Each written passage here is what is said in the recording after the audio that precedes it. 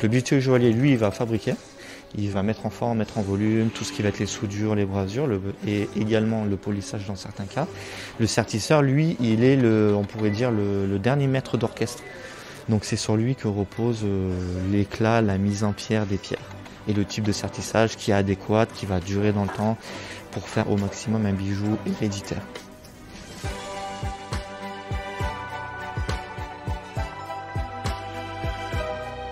Vous êtes-vous déjà demandé à qui sont les mains qui fabriquent chaque jour la mode et le luxe français ? Derrière chaque vêtement, chaque accessoire et chaque objet, il y a des femmes et des hommes qui perpétuent au quotidien des gestes et transmettent leur passion. Ce podcast va vous emmener à la rencontre de ces amoureux du savoir-faire, des anonymes qui détiennent un savoir précieux pour faire la mode et le luxe de demain. Aujourd'hui, ces femmes et ces hommes de l'ombre nous racontent depuis les coulisses leur métier, leur passion, leur envie de transmission d'un savoir-faire unique. Parce qu'aujourd'hui en France, il y a plus que jamais la nécessité d'assurer la relève de ces métiers d'exception. Bienvenue dans le podcast Savoir pour faire.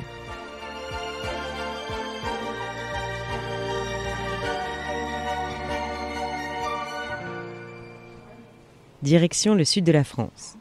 En plein cœur de la ville d'Aix-en-Provence, la tour Bizet. Un immeuble moderne, c'est au 5e étage que s'est installée l'école provençale de joaillerie. Parmi les cours proposés, le sertissage et aux commandes, Tony Bellone. La trentaine, ce passionné de pierres précieuses a fondé il y a 4 ans sa propre maison de joaillerie, la maison Bellonor. Son amour du métier et de l'artisanat, il tente aujourd'hui de le transmettre à ses élèves. Bonjour, je viens voir Tony Bellone. Oui, c'est moi, bonjour. Enchanté. Enchanté. Merci de me recevoir. C'est avec plaisir. Alors là, on est dans votre salle de cours. Voilà, c'est une salle qui est dédiée à l'apprentissage du sertissage. Donc on travaille ici sur l'unité de l'EPJ de Aix-en-Provence.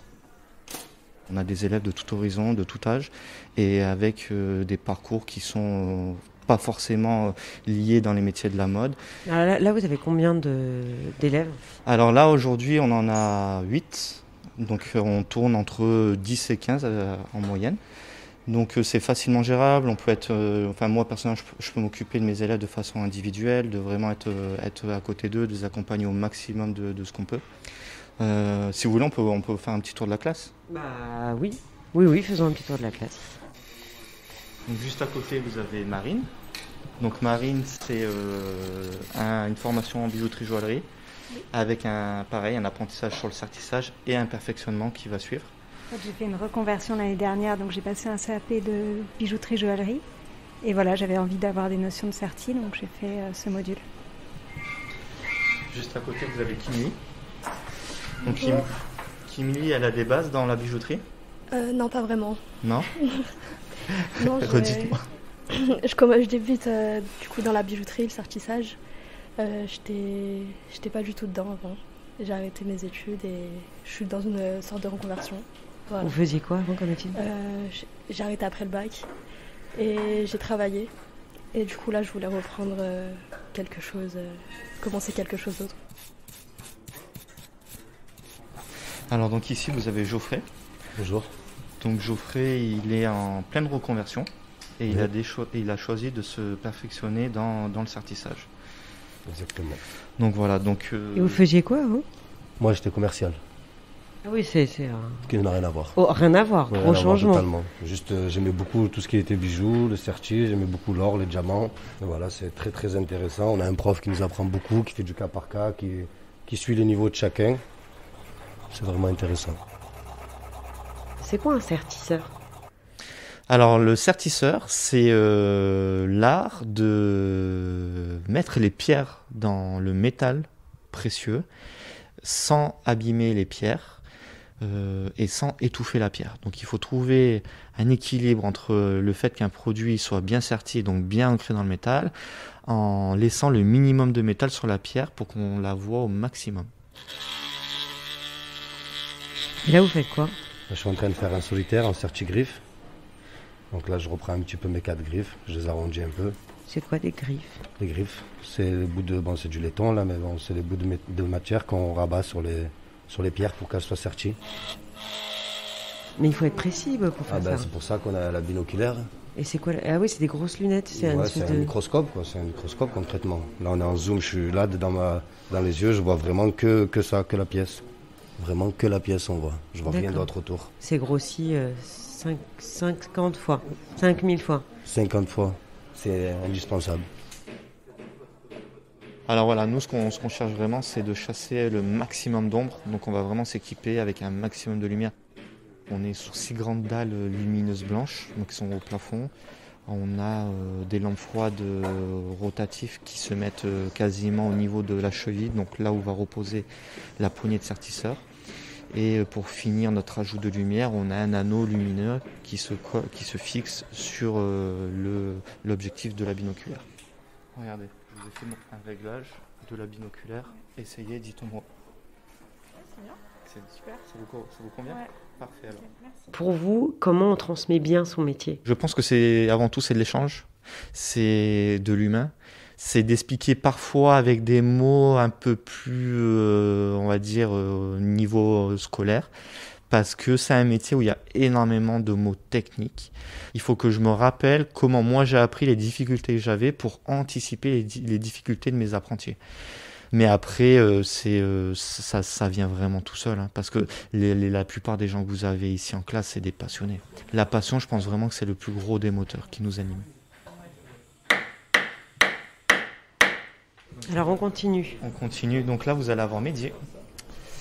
Mehdi, il est en reconversion. Il a des bases. Il a des très bonnes bases dans le métier.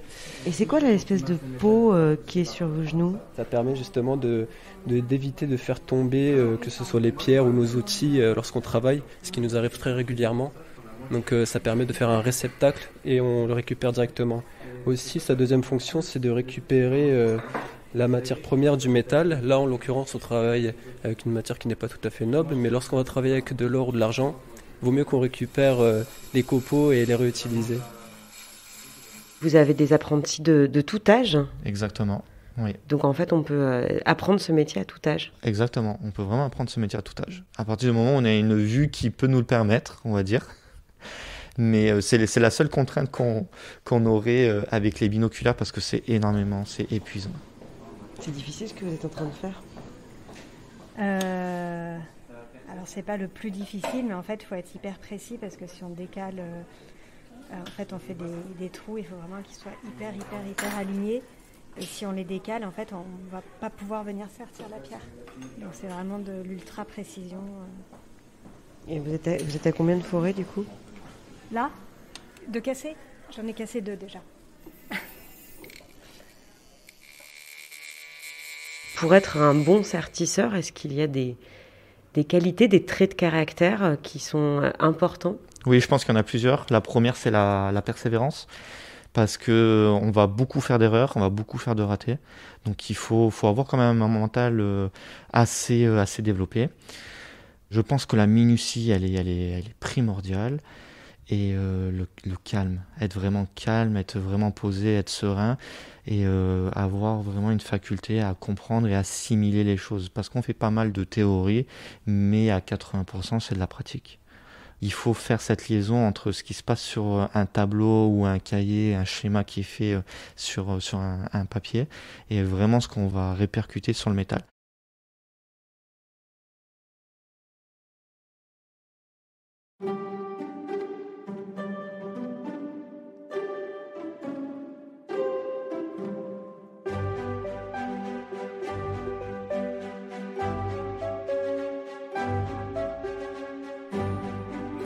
Comment avez-vous commencé? Est-ce que vous avez été inspiré? Alors pour moi, c'est plus un coup de cœur pour le métier de joaillier avant tout. Donc vraiment la création d'un bijou, jusqu'au jour où j'ai rencontré un sertisseur. Donc, ce qui m'a permis de vraiment découvrir ce métier de minutie, de précision, et le côté en fait admiratif du métier. Parce que au vu des yeux des professionnels, le sertisseur, il est quand même le plus précis et le plus minutieux. C'était qui ce monsieur? C'était dans le cadre d'un stage pour commencer. C'est devenu mon maître d'apprentissage. Après, ce monsieur a eu des problèmes de santé.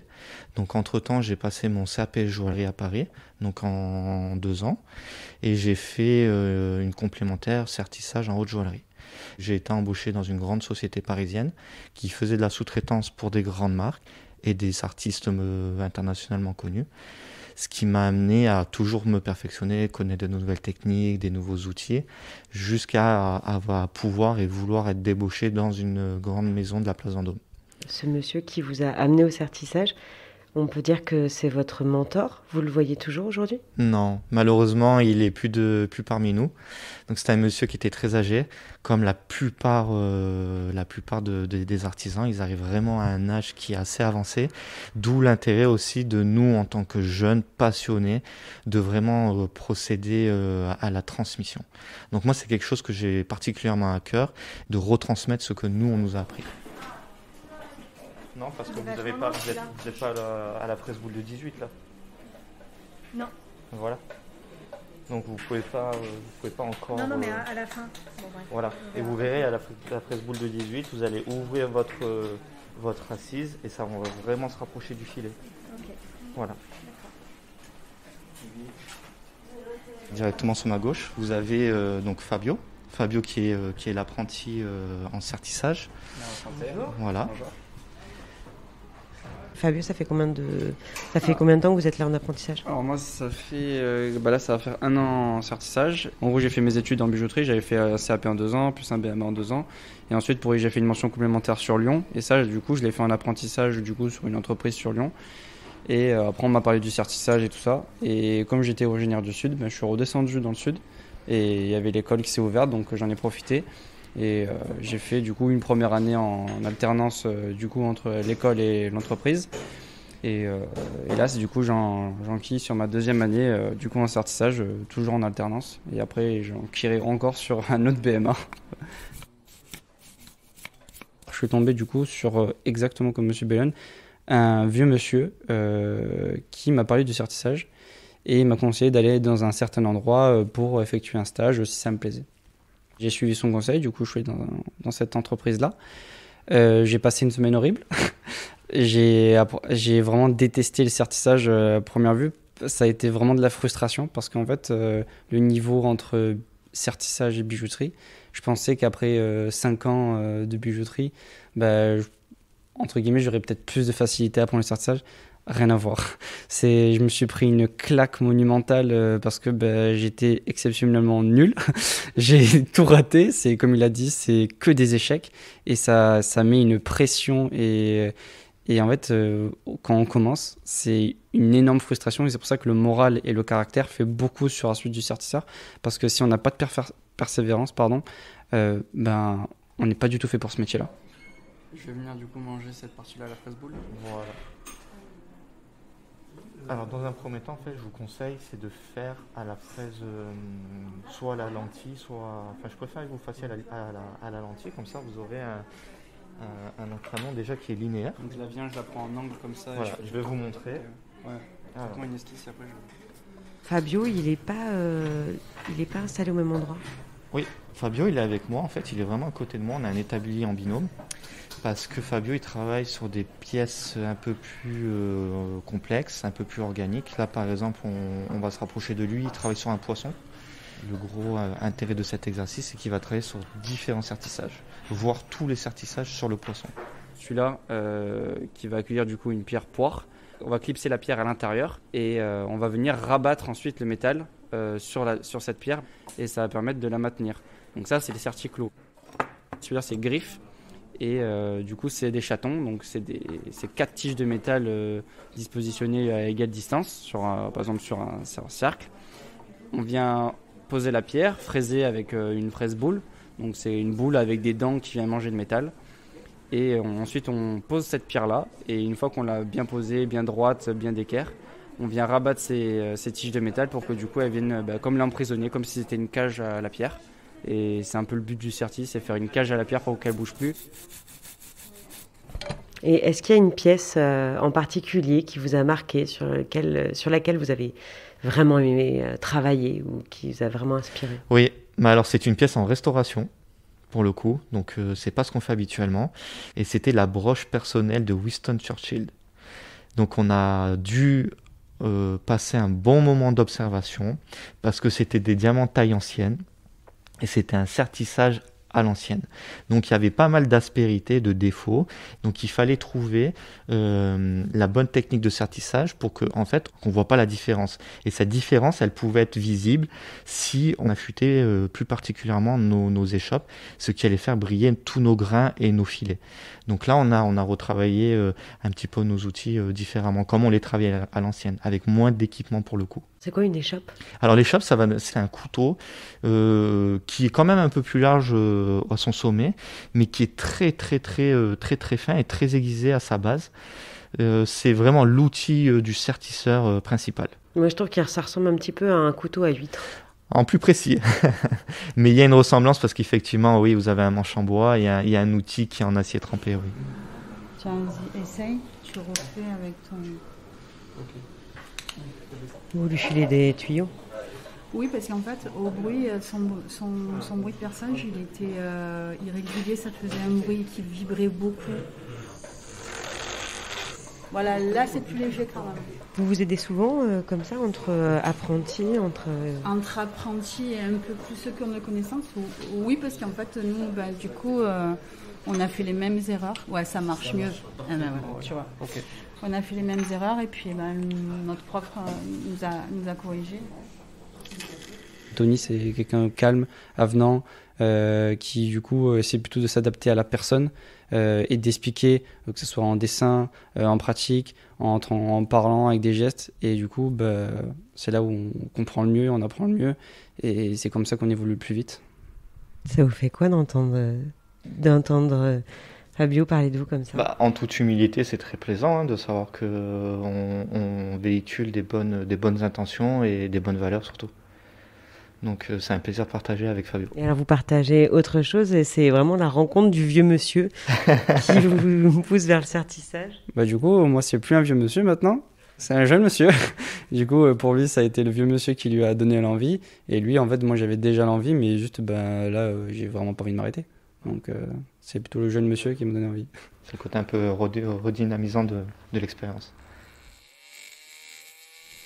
Bon, et du coup, vous êtes blessé? Oui, j'ai pas fait attention. Je me suis mis un coup de lime dans le doigt. Et c'est tranchant en fait, le bord de la lime. C'est très tranchant et j'ai pas suivi les consignes et j'ai glissé et je me suis coupée. En fait, c'est un métier hyper dangereux, sertisseur. Non, pas du tout, c'est juste que j'ai pas fait attention. Voilà. Moi, ça devrait aller. S'il y a une pièce sur laquelle vous aimeriez vraiment créer quelque chose, ça serait quoi? Alors pour ma part, je vais plus me destiner sur des objets d'art. J'ai en tête des talons aiguilles d'environ 13 cm qui sont entièrement pavés de diamants. Donc là, c'est un sacré défi technique. Donc moi, je serais plus à m'orienter sur ce genre d'objet. Donc oui, c'est vraiment ce qui m'inspire. Alors moi, ça serait complètement différent. Ça serait clairement une création personnelle ou en tout cas une demande très atypique avec un travail mais colossal et qui prenne plusieurs mois, voire une année et sortir et que d'ailleurs ça soit à la fois rentable et à la fois qualitatif au niveau du retour du client. Ça, par contre, ça serait vraiment pas mal. Vraiment comme enrichissement personnel et d'ailleurs dire en fait j'ai fait ça et j'ai apporté ça dans le monde du sertissage. C'est pépite quand même. Voilà.